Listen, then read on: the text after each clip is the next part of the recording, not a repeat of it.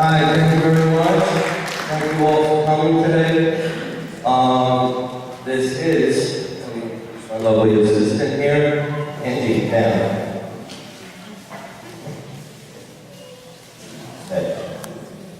My lovely assistant is Angie. Angie is a 6-year-old Australian Shepherd. I've been asked today to talk to you guys about how you train a dog for therapy. And oddly enough, it's not so much the how as it is the what. In other words, training a dog is training a dog. In training a dog to do this, for example, I'm training this dog for a myriad of behaviors that might be needed during therapy. So I can't come up here and say, well, you know, we can train your dog this way, we can train your dog that way. When you train a dog, and especially in what I do, I train dogs who have been a lot through rescue, abused, have issues. So you can't train a dog with fear issues the same way you're going to train a dog that has, that's just grown up in a normal home and has issues that, were part of the environment. Training is a mixture of genetics and environment. This dog was bred to chase anything moving. Now, that would sound to you like, well, that's not going to make a good therapy. No. There is no such thing as not being able to make a good therapy dog. The concept of therapy dog, and the concept we try and get through to people, is inclusion. There is no such thing as wrong breed. There is no such thing as wrong age.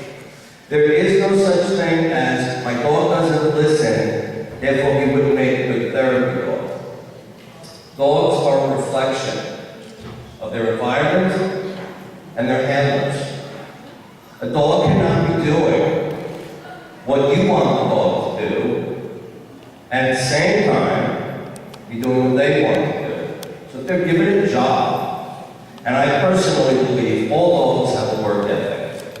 The AKC has narrowed it down to the working group, the herding group, the sporting group.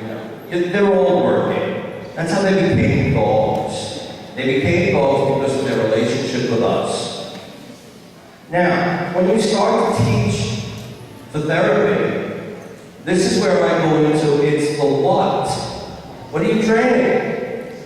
Well, depending on where that dog is going to go, what that dog is going to be coming up against is what you train.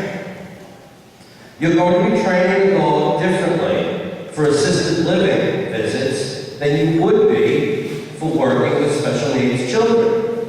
I particularly enjoy working with special needs children. Angie is, well, if Angie were to go into assisted living, she would need a whole different set of behaviors than what she would need for working with special needs children. Now, I worked for a long time with deaf children at Canpione school. In working with those children, I had to pull certain behaviors out of Angie that she didn't need in assisted living. In other words, bear with me.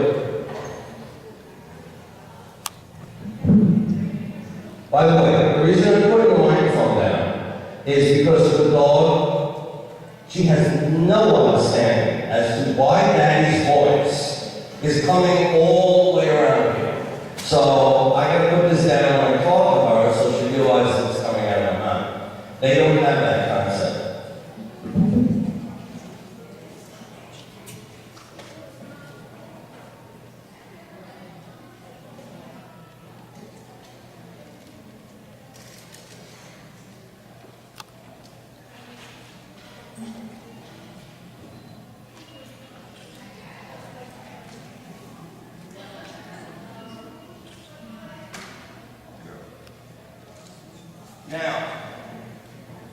actually, I'm loud. I'm from Brooklyn. I'm loud enough, I guess. I don't even need a microphone. What you just saw was inspirational to those kids. You had to see the looks on their faces when they saw me giving sign language to a dog, which was a different species from them, and they couldn't hear. So it was like, oh my God, there's another species that talks like we do. Those behaviors weren't necessary for assisted living where everybody could hear. Different behaviors we need. So that's why I say when we train our therapy dogs, we train them to cover pretty much any situation they may deal with, above and beyond the testing that was certified. At the end of the course, they are tested. Now, this test, we take them way past that. For example, there's no fire alarms on the test, but you may be in the facility and fire alarms off. Well, your dog has to get used to that. The dog can't freak out. So the dog's got to get used to that. We pop balloons, because some people bring balloon bouquets to people in hospitals. We prepare dogs for different sorts of things. Sweetheart, would you help me? Yeah. Can you help me?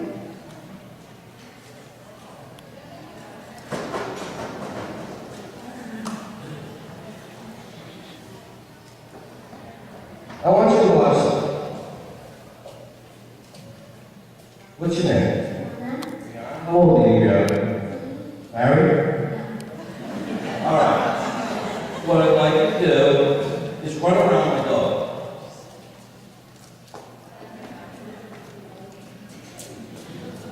Thank you, sweetheart. That was very good. Hand from behind. Now,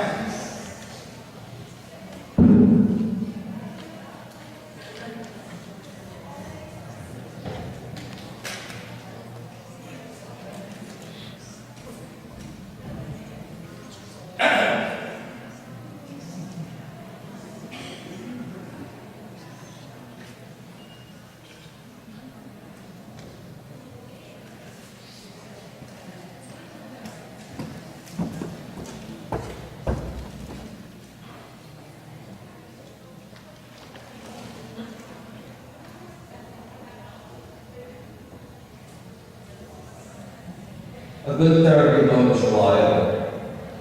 Nothing should shake a good therapy dog. This is where I say, the training, for me to say, well, how do you train them? You train them like this. You speak. And all training is effective communication with your dog. That's all it is. You are saying a word, that word has a meaning, the dog is performing that word,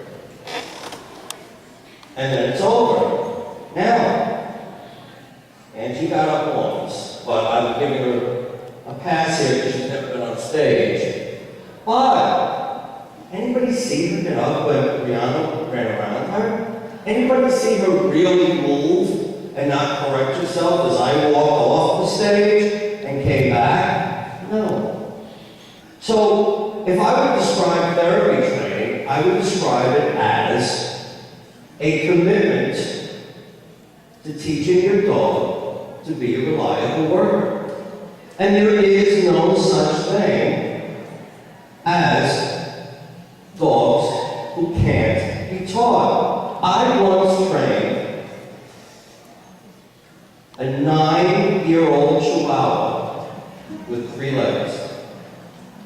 That dog is now doing therapy work. We have deaf dogs doing therapy work. We have blind dogs doing therapy work. You don't have an excuse. There's nothing to hold your dog back. Nothing you can't throw at me. We've had aggressive dogs who we've worked with. In my capacity at Jersey Shore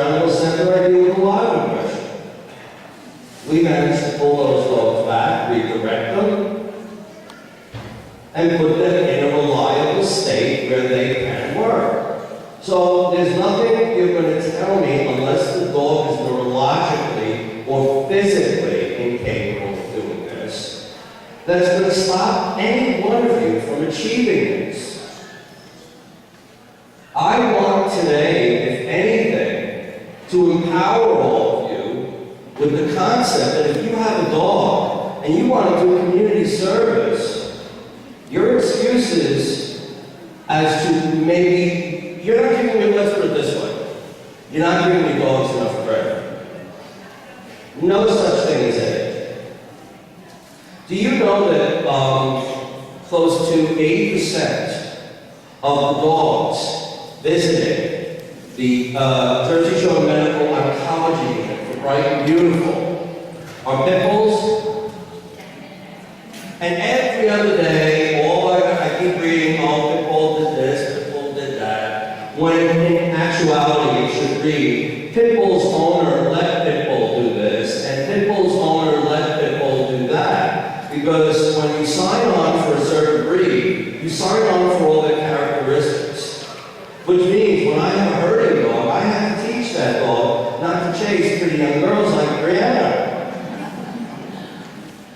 So the dog, again, can't do what I want and what he wants, what she wants.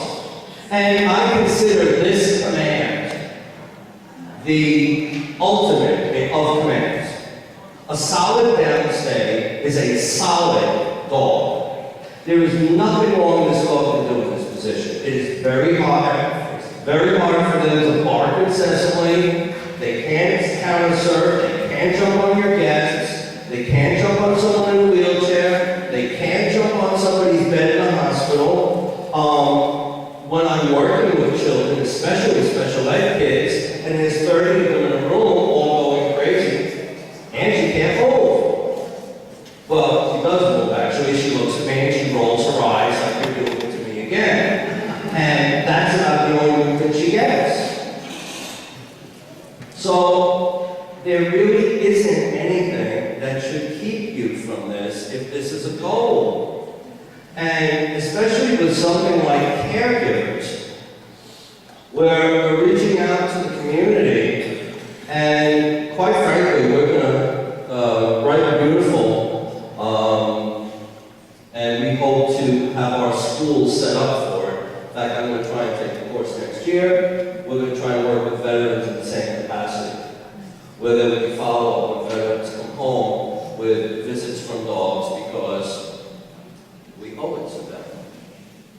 See, community service, as a businessman, I mean, when I first opened my school, I looked at therapy dog as, well, of course you're going to therapy dog. I mean, you give back.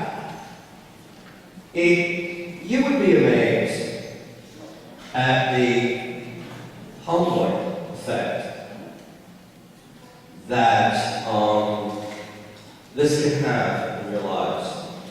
I walk out of the house and I may think, I'm having the worst day of my life. And then I go and I work with special needs kids and I watch them with my dog.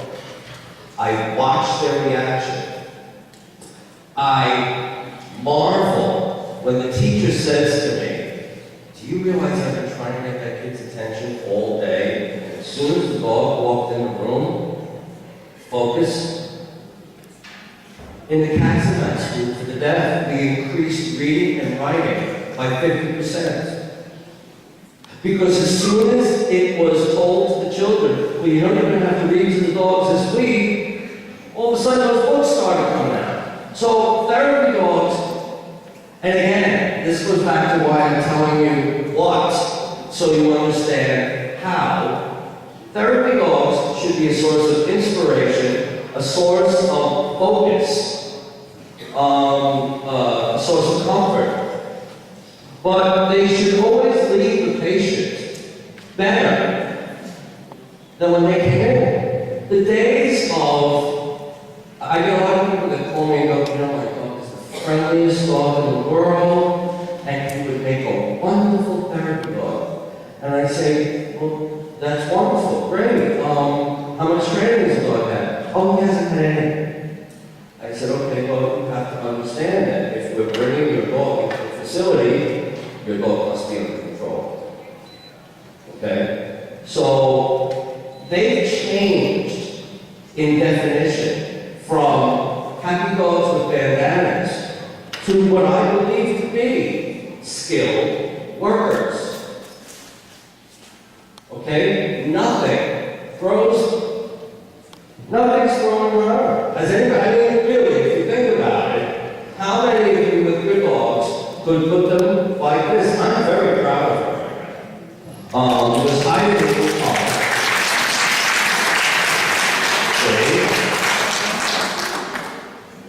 yeah, she's like taking home. And that's something else you gotta think about. When you do therapy work, you let your dogs pick. I have several dogs who I use specifically with children, and she's one of them. Because of her affinity for getting their attention, a little more active. When you're going into my father, unfortunately, is in an Alzheimer's ward, when I bring a dog in there, it's way low-key. One of my other dogs, one of my older dogs. So you let the dog kind of pick the therapy. But as you see by what she's doing, this is the basis of training a therapy dog. Simple response to command. Now, not only simple response to command, but the reliability of response. What that means is, Angie, for example, has a 90%, actually I go a little further, 95% reliability rate, rather, in responding to a command. There are very few times when she ignores me. Anything that I don't allow her to ignore. So, kind of your motto in training. Well, and I separate training from therapy because I honestly believe that therapy is no different training than, look, asking this dog to jump through a hoop is no different than training a dog to go and sit quietly next to someone in a wheelchair. You're still asking for a behavior. You're still asking for response to language. And you're still looking for reliability. So, okay. I was looking, okay. So, I just got the whole,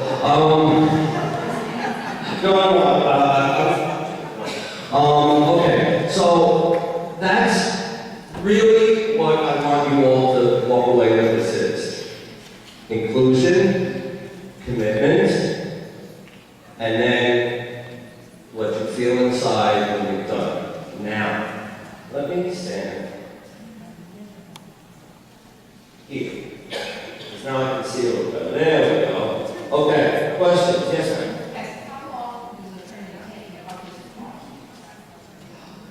The lady asked how long, oh, right, you need this. Okay. The lady asked how long does training take and how much does it cost? At my school, we ask for a basic obedience course, teach the dog the basics, then we fine-tune in therapy course. You're looking at a commitment of 2 8-week courses, each at $175 for the 8 weeks. At the end of the 8 weeks, as long as your dog is a year or old, we don't certify them in a year, your dog will be a therapist. Anything else? Yes, ma'am. My dog is certified and I had 4 passed away. We moved him to Rockaway. Now, she's never been exposed to skunks, groundhog, feral cats. Now, if I go out there with the vest on, and she works like if I was working and you were bleeding, she pays no attention to it. When I go out and take her, my neighbors all know me because I'll be flying across the pool on the ground because she wants to stop over the ground. Okay. What we have here, instead of me repeating the entire question, this woman has a distraction problem with skunks, feral cats, squirrels. Right, she only does that. She doesn't have a working vest on. Okay, the working vest. Now, here's something very interesting about dogs. Dogs are very aware of when you mean business and when you don't. The dog is very, very aware that when that vest goes on, mommy means business. You may be giving her signals when her vest is off that she doesn't always have to listen to you. See, whether she's got a vest or not, she has to listen. That's why I had that nice young lady run around her to show you, there is no such thing as distraction. If I've given a command, that overrides everything. That vest, I'm telling you right now, if you put that vest on her all the time, well, but listen, because there is something in you that's changing, and it's being signaled by the vest coming off. You're probably more structured, you're probably standing more confident, and you're giving the dog direction before the dog's already lost in distraction. Any other questions? Yes, ma'am.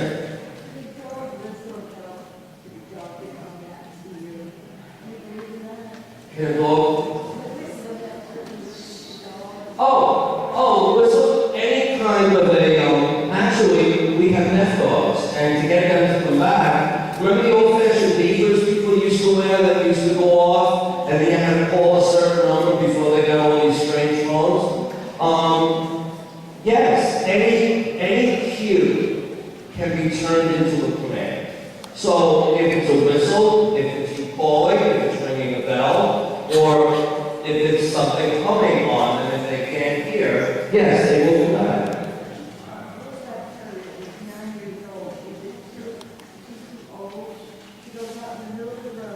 Never. You're never too old. No, somebody's walking back there, that's why she got up. Stop walking back there. Okay. No, and please understand something. Terriers live forever. Terriers are the longest lived dogs on the planet. They go 16 to 18 years old, longer than any other group, any other breed. Any other questions? It's just yes. How do you teach a dog to heel? Quiet. How do you teach a dog to heel? Well, that really depends on the dog. Because, again, I would need to know you, I would need to know your dog, and then you train accordingly. Because I wouldn't train, if you had a Rottweiler, I'm not going to train that Rottweiler the same way I would train, a Maltese. So it's what you are training. See, people ask, how do I get a dog to heel? The question really is, how do I get my dog to listen?